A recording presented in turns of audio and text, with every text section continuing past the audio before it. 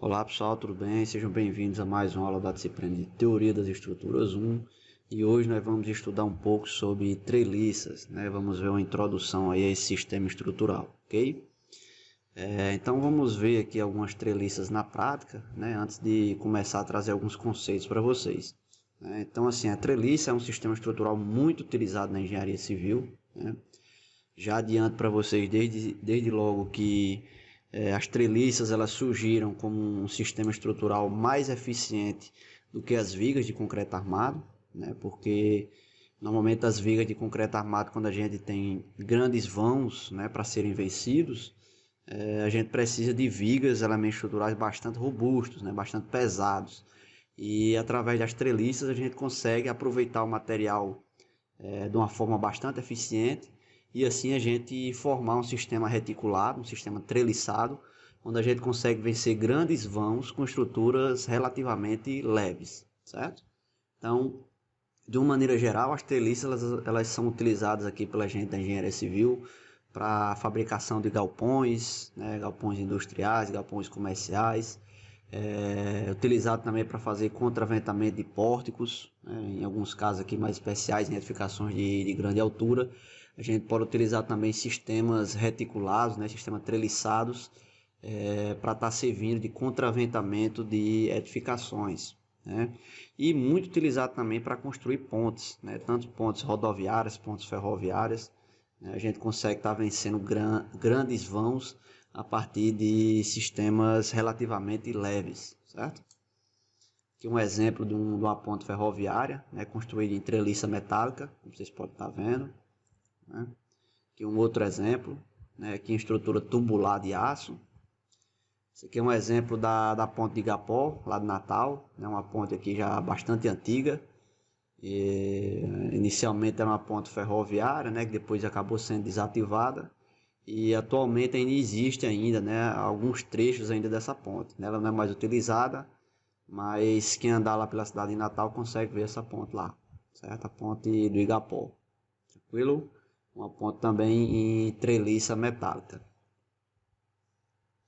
Muito utilizado também para fazer torres de comunicação, né? Essas torres de comunicação, torres de antena, essas torres para linha de transmissão de energia, certo? Então a gente vê bastante sistemas treliçados aí na nossa prática da engenharia civil. Também principalmente para estar fazendo galpões, né, muito utilizado, certo? Esse tipo de estrutura aí, pessoal, ela é relativamente, né, leve, né? Se a gente for ver o peso próprio dessa estrutura aí, ela é bem baixo, né, comparado à estrutura de concreto armado. Tranquilo? A gente tem muita utilização aí dessas treliças, tanto para fazer as tesouras metálicas, né, desse galpão aqui, como também para estar fazendo os elementos de suporte, como por exemplo esses pilares treliçados aqui que vocês estão vendo, certo? Então a gente tem uma grande gama de utilização para as treliças, certo? E aqui trazendo um pouco da nomenclatura, né, dessas barras que compõem uma treliça, né?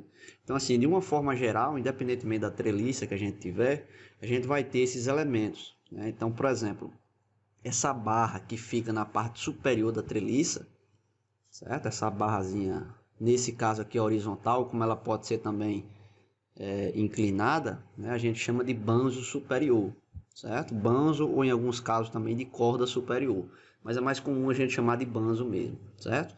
Então a gente tem o banzo superior, que é essa barra superior, essa barra que fica na parte de cima, e temos o banzo inferior, né, que é essa barra que ela fica na parte de baixo. Normalmente ela é horizontal, tranquilo?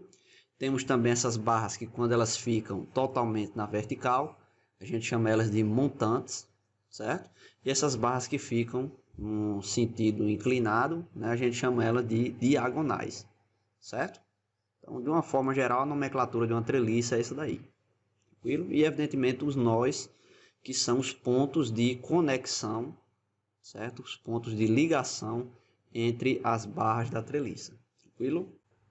Existem diversas formas, né, diversos tipos de treliças aí que foram, digamos assim, definidos ao longo do tempo, né, mas de uma forma geral, os mais conhecidos que a gente tem são esses daí, né? Que são a viga de Pratt, a viga de Hauer e a viga de Warren, certo?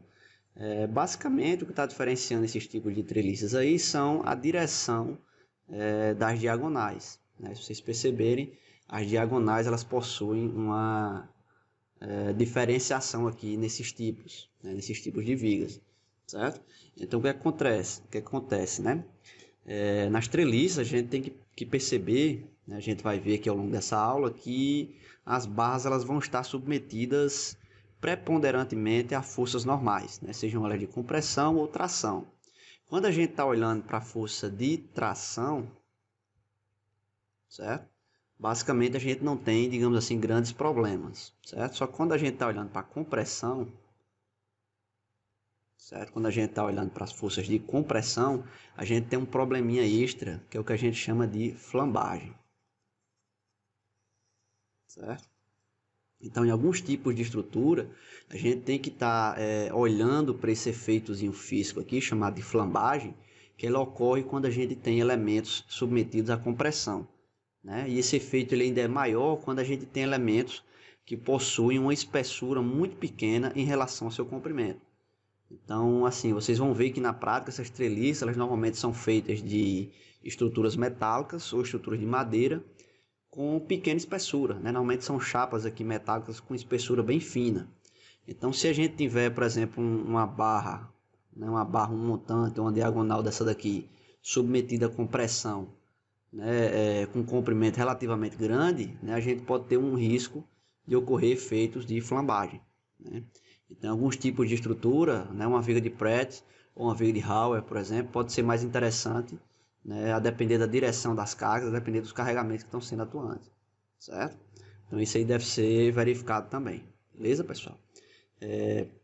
Como eu falei, né, na maioria das vezes, as treliças elas são feitas de aço ou madeira, né, porque são materiais que trabalham relativamente bem tanto a compressão como a tração, certo?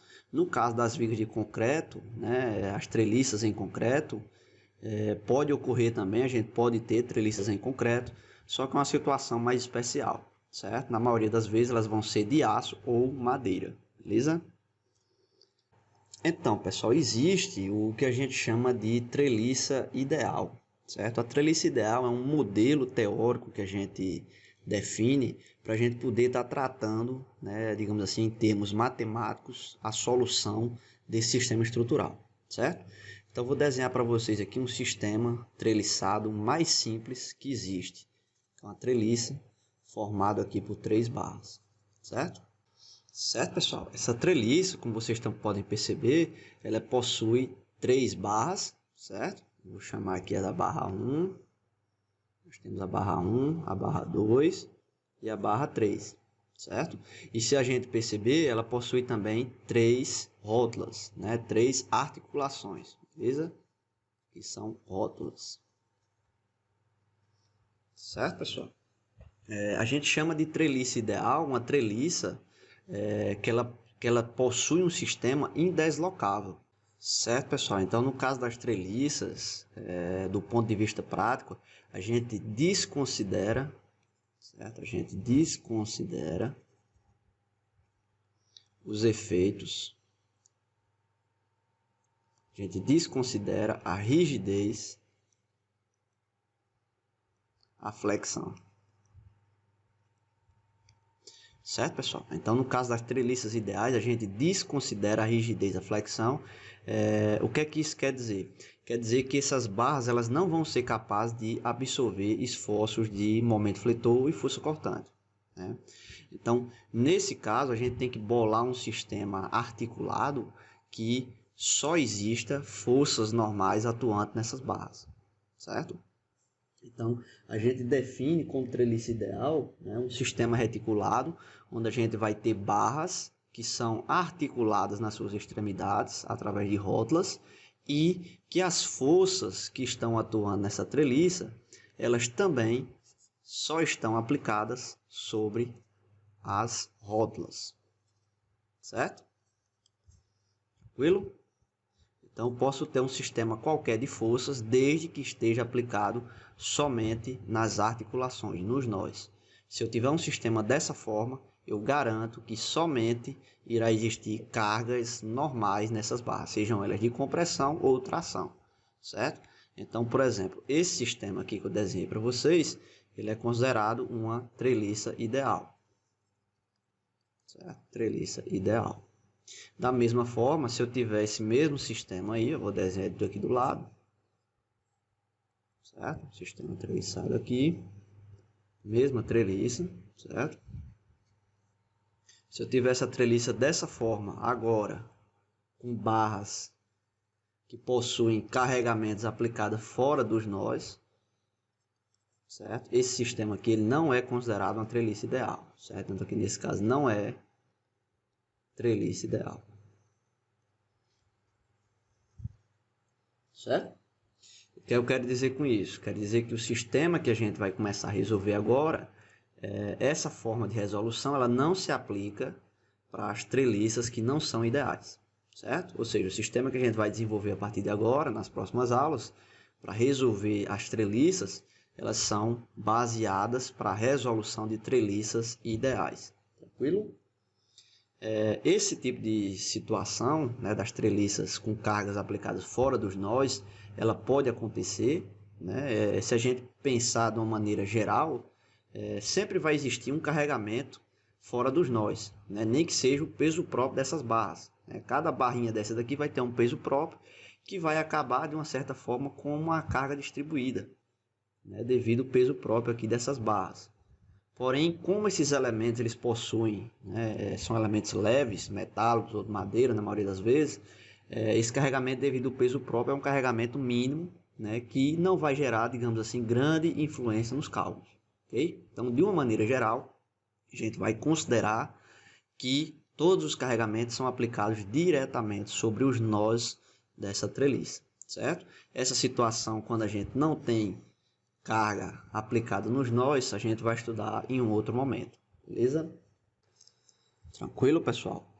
Outra situação aqui das nossas treliças, né, é que sempre uma treliça ela vai se formar a partir de duas barras, certo? Então, por exemplo, esse sistema que eu acabei de desenhar para vocês aqui, ó, ele é um sistema da mesma forma da treliça, ele é um sistema isostático, como a gente vai ver já já, certo? E para esse sistema continuar sendo isostático, a gente pode partir de adicionar duas novas barras, certo? Vou até desenhar outra cor aqui. A gente pode sair adicionando duas novas barras, ligando um dos nós dessa treliça e formando um novo nó. Então, por exemplo, se eu ligar mais duas barras aqui, ó, uma barra mais outra barra saindo desse nó, certo? Saindo dessa rótula e outro saindo dessa rótula, ligando e formando essa nova rótula aqui, eu também vou continuar tendo um sistema isostático. Se eu continuar adicionando mais barras, né, sempre nessa ordem, adicionando mais duas barras, formando mais uma rótula, eu sempre vou continuar tendo um sistema isostático, certo? E assim por diante, beleza? Então o que acontece? A gente tem que observar que o sistema ele seja totalmente indeformável, certo? Então, como esses elementos eles não possuem rigidez da flexão, eles não absorvem esforço de momento fletor nem força cortante, só é força normal que vai ser transmitida nesses elementos. A gente tem que observar se essa estrutura ela não é deslocável, certo? Então, por exemplo, esse sistema que eu estou desenhando para vocês aqui, ó, novamente, se a gente perceber, certo? Esse sistema aqui que eu estou desenhando para vocês é uma treliça mais básica possível. Esse sistema, independentemente da força, da direção da força que eu aplico aqui nesses nós, certo? Independente da direção das forças, esse sistema a gente percebe que ele é indeslocável, ou seja, ele não sofre efeito de flexão, nem de cisalamento. Então, todos esses carregamentos, toda essa carga, ela vai ser transmitida seja por compressão ou seja por tração através das barras, certo? Então, veja, se eu tiver uma situação como essa, vou desenhar outro sistema aqui, também com 3 barras, certo? Que ele não vai ser isostático, né? Então, por exemplo, esse sistema aqui, ó, ele não é considerado uma treliça, certo? Vou desenhar 3 barras aqui, as mesmas 3 barras, certo? Aqui, qualquer força que eu colocar aqui nesse sistema, vocês conseguem perceber que essas rótulas, elas podem estar sofrendo rotação e essa estrutura em si, ela não vai entrar em equilíbrio. Nessa estrutura aqui, uma configuração deformada dela seria algo, sei lá, algo parecido com isso, certo? Ela iria deformar, ela ia cair, ela ia tombar, certo? Essa estrutura aqui, ela não possui estabilidade, certo? Mesma forma, se ela tivesse uma barra aqui, ó, se eu adicionasse uma barra aqui para tornar ela isostática, ela também não ia continuar tendo estaticidade, ela ia ser uma estrutura em desequilíbrio, né? Se ela tivesse essa barrazinha aqui horizontal, ó, ela possivelmente ela iria deformar dessa forma aqui, ó. Ia vir uma rótula para cá, ia vir a outra para cá, ia ficar assim, certo? Ou seja, depender das cargas, aí ela ia ter a deformada, ela não iria conseguir ficar parada, né? Ela vai ter uma grande deslocabilidade, certo?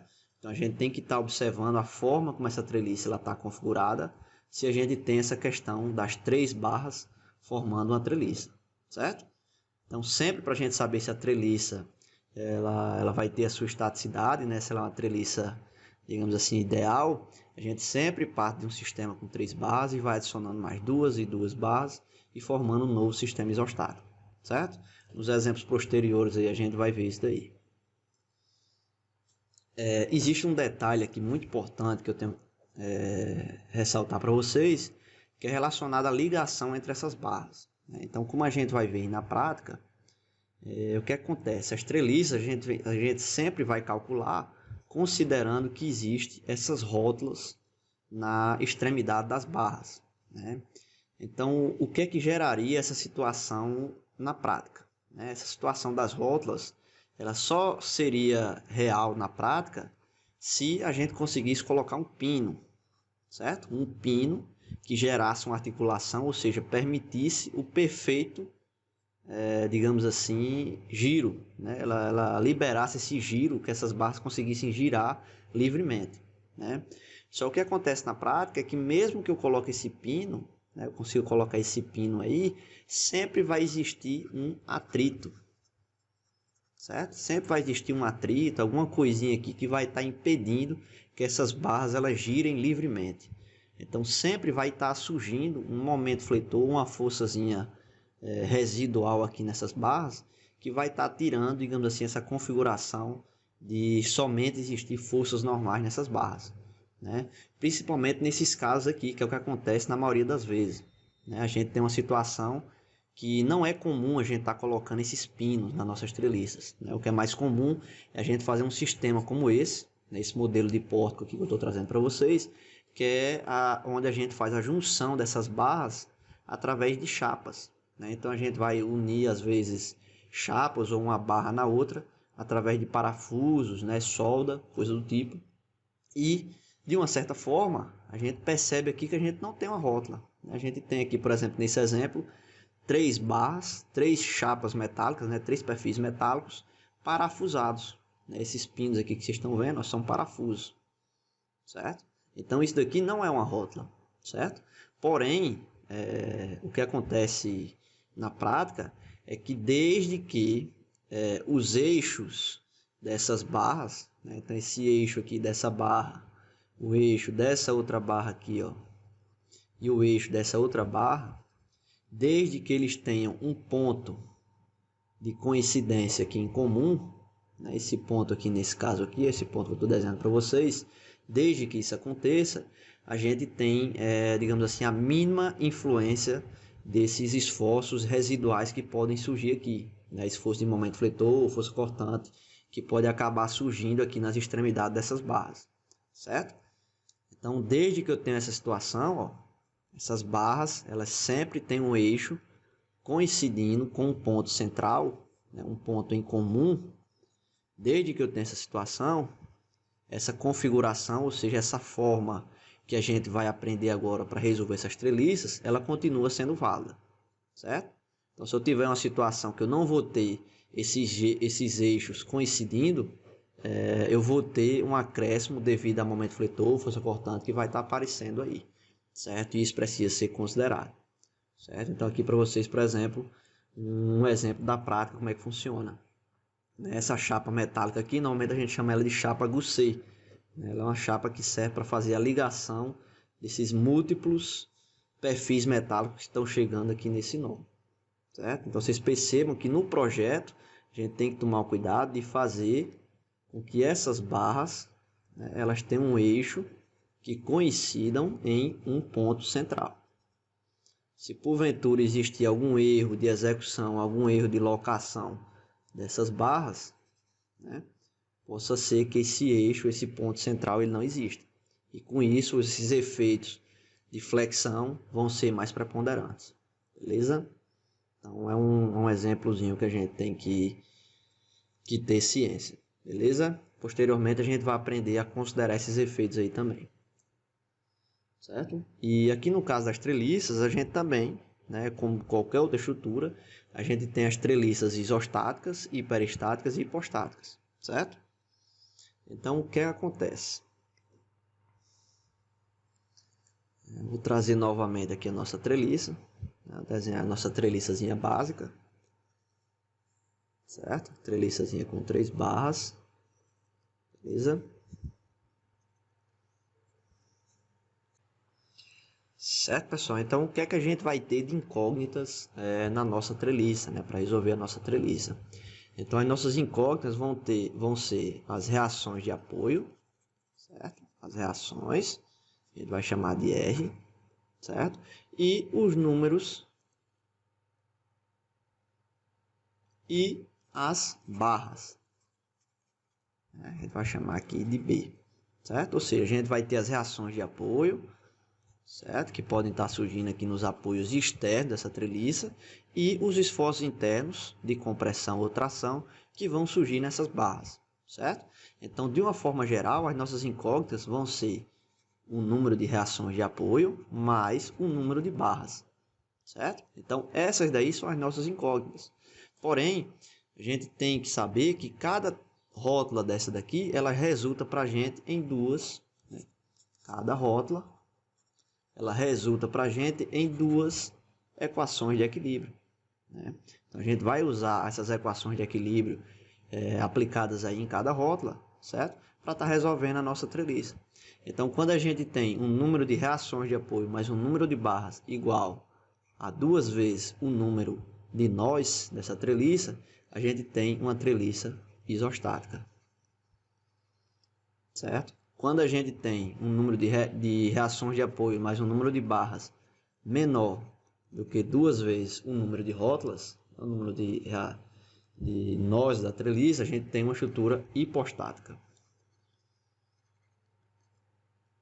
E, da mesma forma, como a gente tem um número de reações mais um número de barras maior do que 2 vezes o número de rótulas, a gente vai ter uma treliça hiperestática.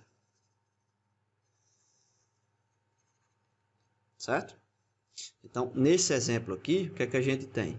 Nós temos reações de apoio. Nós temos 3 reações de apoio.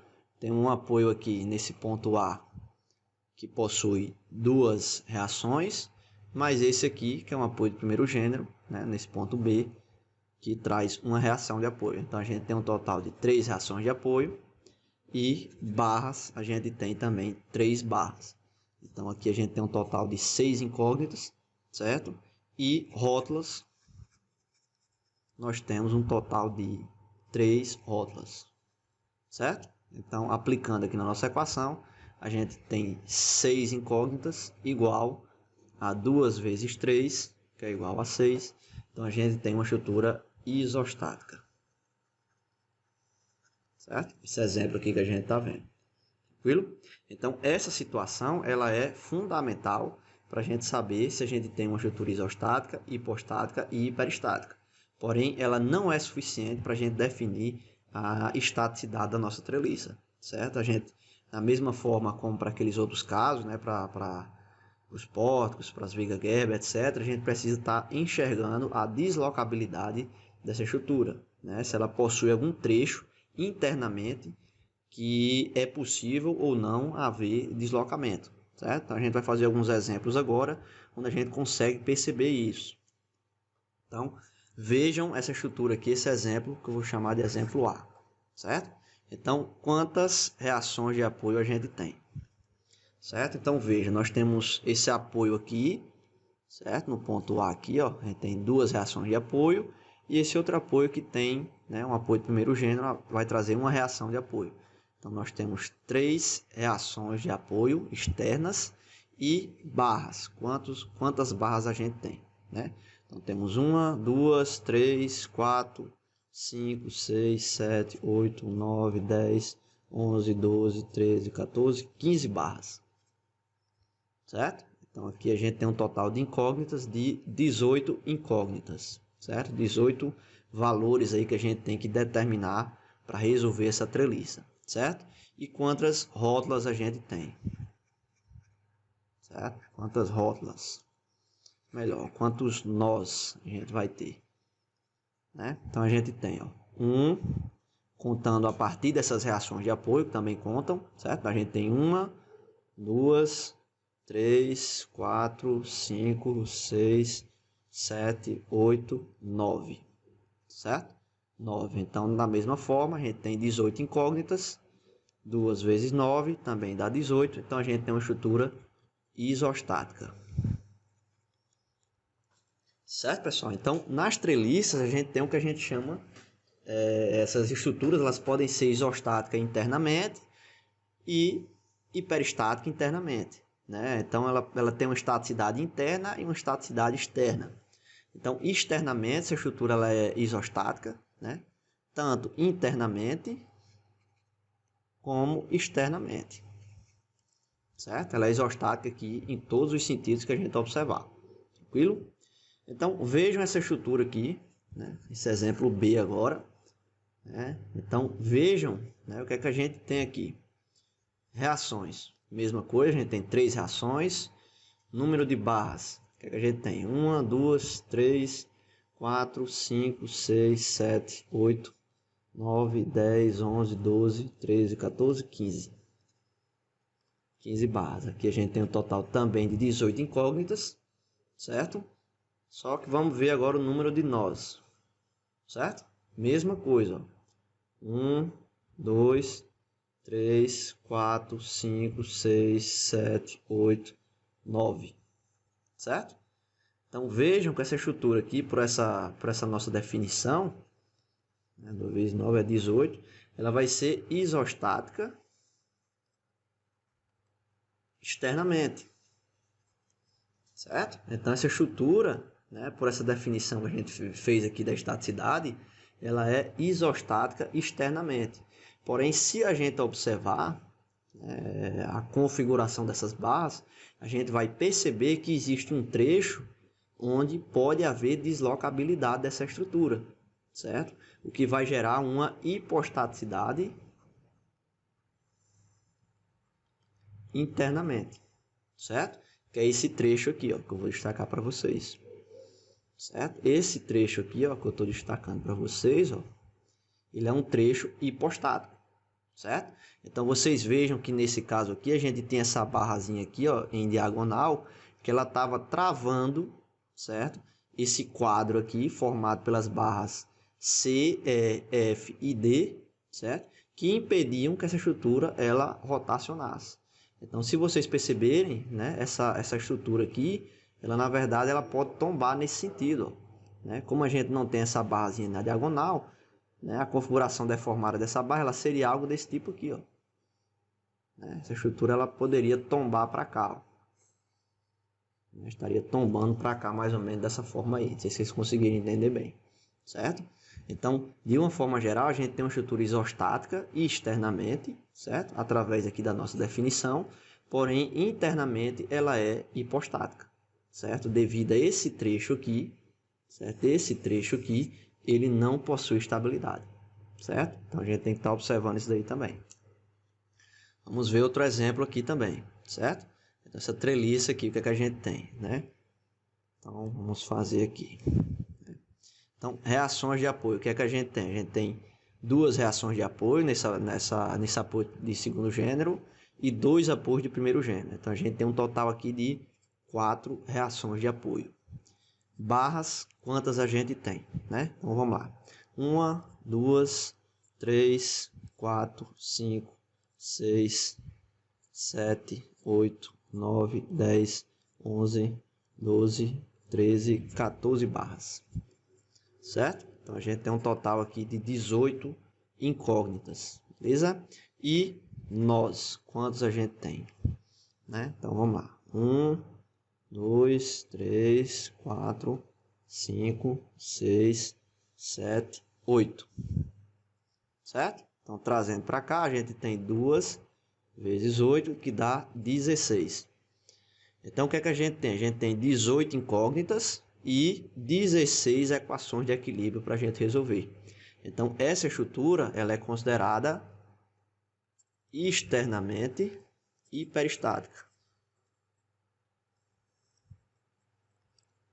E se a gente observar, não existe nenhum trecho, certo? Aqui no interior dessa estrutura que não tenha estabilidade própria.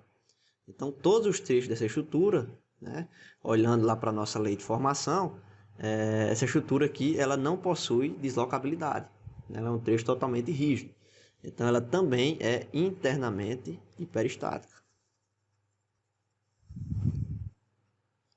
Certo? De onde vem essa estaticidade? Vai vir uma estaticidade vem devido a uma reação de apoio, que a gente tem uma reação excedente, né? Então a gente tem 3 equações de equilíbrio da estática e 3 equações e 3 reações de apoio. Porém existe um apoio excedente, né? Pode ser esse, ou pode ser algum desse outro aqui, certo? Então a gente tem uma estaticidade externa, certo? Devido às reações de apoio, e temos também uma estaticidade devido a uma barra extra, né? A uma barra dessas daqui que está excedente, certo? Então vocês vejam que se a gente usar aquela definição, né, de sair juntando, a gente tem, por exemplo, essa treliça, esse sistema retriculado aqui, ó, esse triângulo, certo? Que está rachurado aí, ó, certo? Eu estou rachurando aqui para vocês. Então se a gente partir desse triângulo básico, então vejam, partindo desse triângulo básico, a gente vai usar aquela definição de ligar, de pegar dois nós da treliça, ligar 2 novas barras, formando um novo nó, certo? Então vamos fazer isso. Temos esse sistema triangular aí que eu acabei de rachurar, e vamos pegar, por exemplo, qualquer ponto aqui que eu começar vai dar o mesmo resultado. Então, por exemplo, vamos começar daqui, ó. Se eu pegar desse ponto aqui, ó, e trazer essa linha, formando essas 2 barras aqui, ó, eu estou formando esse novo ponto, certo? Vou pegar mais 2 barras, 2 nós e formar um novo ponto. Então, por exemplo, ó, eu vou pegar agora esse nó aqui, ó. Vou pegar esse nó e esse outro nó. Vou ligar mais 2 barras aqui, ó. Estou formando esse outro ponto, ó. Certo? Formei isso aqui. Se eu pegar esse outro aqui agora, ó, ligar para cá e pegar esse outro, ligar para cá, ó. Formei essa outra rótula aqui, ó. Da mesma forma, estou pegando esse outro, ligando para essa rótula aqui da esquerda, puxando essa outra barra, ligando para cá. E assim finalizo aqui, ó. Certo? Então vejam, ó, que essa barra aqui, seguindo esse caminho que a gente fez, essa barra ela ficou, digamos assim, excedente. Digamos assim, não precisaria dessa barra, né? De uma certa forma, para a nossa treliça ela ser isostática.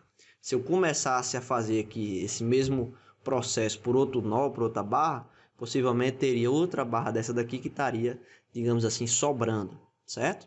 Então, como essa treliça ela é 2 vezes hiperestática, uma estática dessa daqui, né? Uma incógnita dessa vem devido a uma reação de apoio excedente e uma, né, vem devido à barra, né? Uma dessas barras daqui é excedente, não tem necessidade, certo? Digamos assim, do ponto de vista da estaticidade da treliça, beleza? Então essa treliça aqui ela é considerada também hiperestática, ok? Esse outro exemplo, né, o exemplo B aqui, ó, o que é que a gente tem, certo? Então vamos ver o número de reações de apoio. Aqui a gente já consegue perceber que não tem, né, nenhum apoio impedindo o deslocamento na horizontal dessa treliça. Então a gente já consegue matar de cara aqui, né, para as definições que a gente já conhece das aulas passadas, que essa treliça ela é hipostática externamente, né? Mas vamos fazer aqui. Então, o número de reações de apoio, a gente tem 4 reações de apoio. A gente tem 4 apoios de primeiro gênero, com cada um com uma reação. Então, a gente tem 4 reações de apoio.